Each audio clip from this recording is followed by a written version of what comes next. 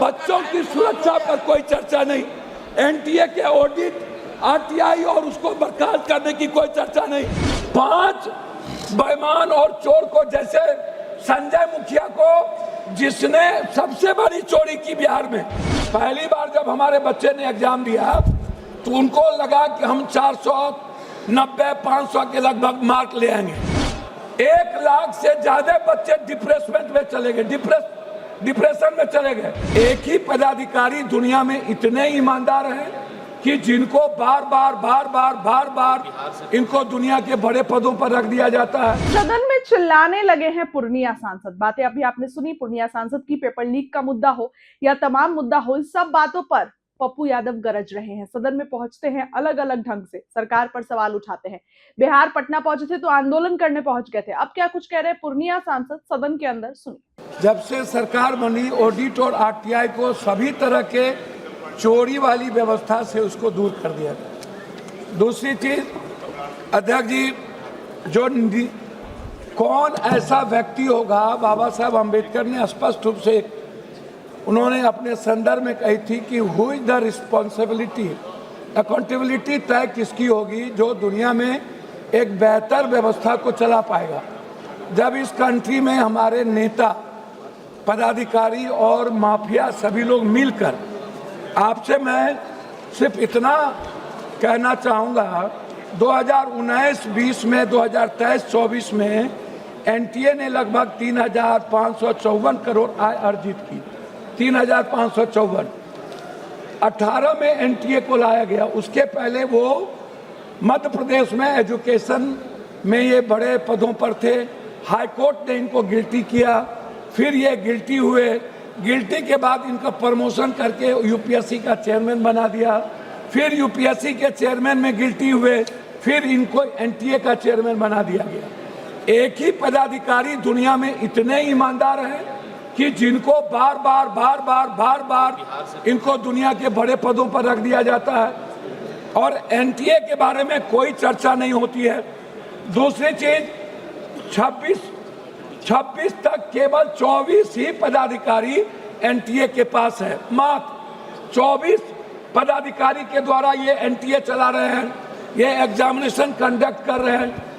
आपको आश्चर्य होगा सभापति महोदय, यह व्यक्ति, यह संस्था एक ऐसी संस्था है जिन्होंने 6 करोड़ से 8 करोड़ बच्चों का फॉर्म भरवाती है।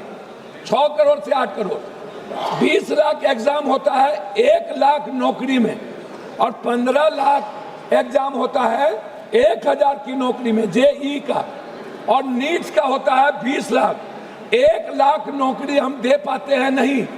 हम कुछ बीएमएस में ले जाते हैं और कुछ हम बीएमएस के बाद नर्सिंग में ले जाते हैं।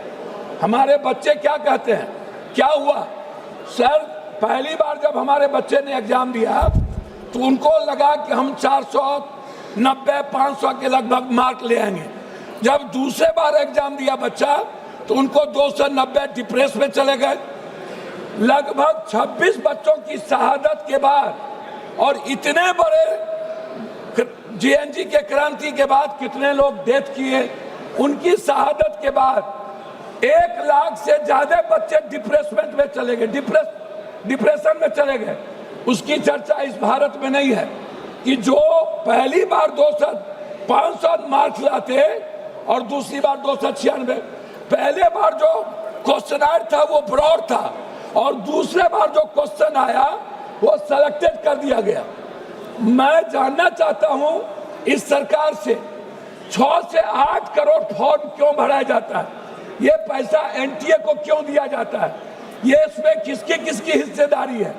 दूसरी बात कि ये कहते हैं कि इन्वेस्टिगेशन कौन करेगा, इन्वेस्टिगेशन को तय कौन करेगा।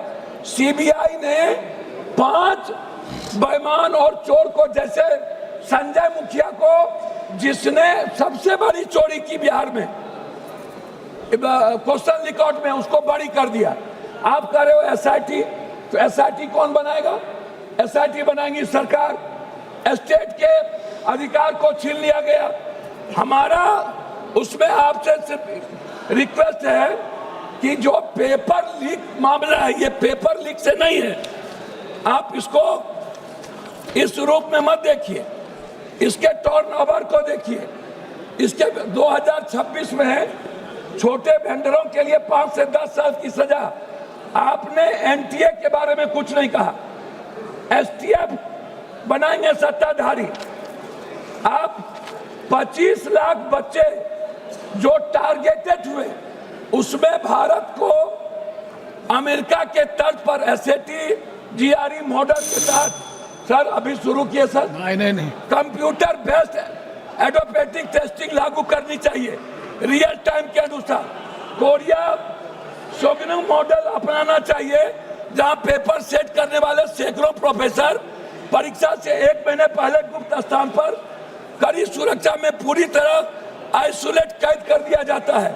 चीन के गुआको एग्जाम की तरह भारत में भी कैंडिडेट्स को पकड़ने के लिए आधार लिंकेज फेशियल रिकॉग्निशन अनिवार्य होना चाहिए।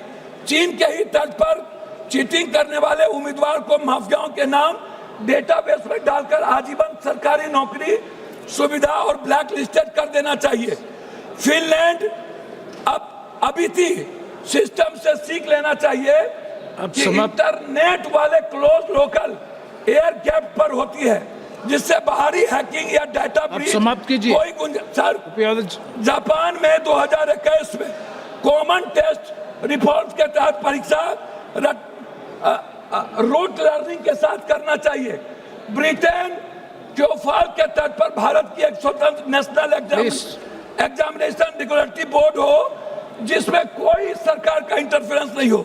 एनटीए प्राइवेट वेंडर्स को तकनीकी और सुरक्षा ऑडिट करे। मैं बता रहा हूं अध्यक्ष जी, सिंगापुर के तरह digital chain of custody blockchain तकनीकी इस्तेमाल हो, एग्जाम सेंटर तक पूरी तरह एनक्रिप्टेड रहे।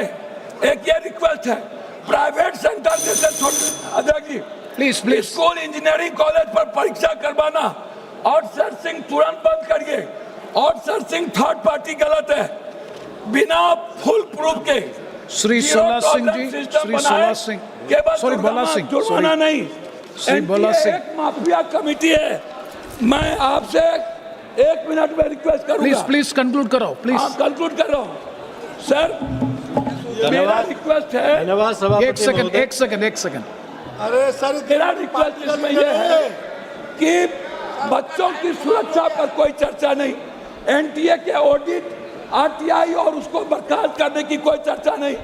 आपने एक ऐसा कानून लाया जो माफिया और सरकार को बचाती है। धन्यवाद, शुरू करो। अंत में 1 सेकंड, धन्यवाद सभापति।